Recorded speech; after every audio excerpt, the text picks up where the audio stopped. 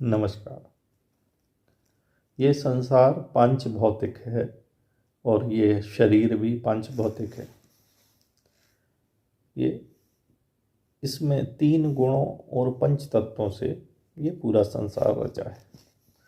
ये तीन गुण हैं, सतोगुण, रजोगुण, तमोगुण, और पंच तत्व है आकाश, वायु, अग्नि, जल और पृथ्वी।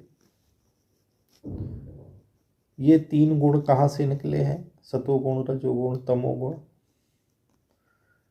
तो कहते हैं गुण द्रव्य में होते हैं। द्रव्य एनर्जी से कन्वर्ट होता है और सबसे ज़्यादा एनर्जी परमेश्वर के पास है, जिसको हम सच्चिदानंद कहते हैं।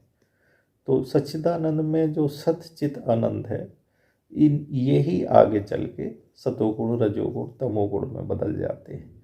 तो ये गुण हैं और इसके विपरीत दोष है, जिसको हम बोलते हैं वात, पित्त, कफ। तो यदि गुणों का संबंध यदि मन से हो जाए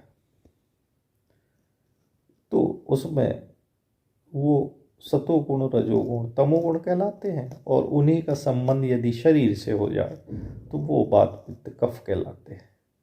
लेकिन ये जो सतोगुण, रजोगुण, तमोगुण हैं, या जो वात, पित्त, कफ है, ये दोनों के दोनों जो है पंच तत्वों से ही बने हैं।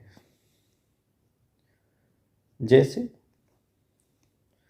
रजोगुण वायु से प्रकट है, अग्नि सतोगुण और रजोगुण से प्रकट है, और जल तमोगुण और सतोगुण से प्रकट है।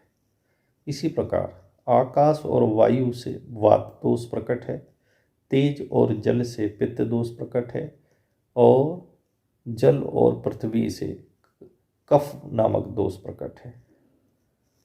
तो कहते हैं वात, पित्त, कफ ये दोष है, यद्यपि फिर भी ये सप्त धातुओं के निर्माण करता है।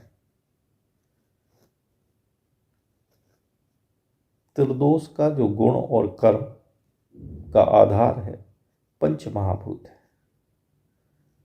साम्यावस्था में जब वात, पित्त, कफ अपनी साम्यावस्था में है तो इनको हम धातु कहते हैं। जब वात, पित्त, कफ शरीर के लिए अनुपयुक्त है तो इसको हम मल बोल देते हैं, और जब यही वात, पित्त, कफ शरीर को दूषित करने लगते हैं तो इनको हम दोष बोल देते हैं। हालांकि गुणों में भी जब मन से संबंध होता है, जैसे सतोगुण, रजोगुण, तमोगुण, तो सत में कहते हैं मानसिक गुण हैं और रज में मानसिक दोष है। तो यहाँ भी भेद हो जाता है। लेकिन ये जो गुण है या दोष है, इन सभी का संबंध जो है ये पंच तत्वों से है। नमस्कार।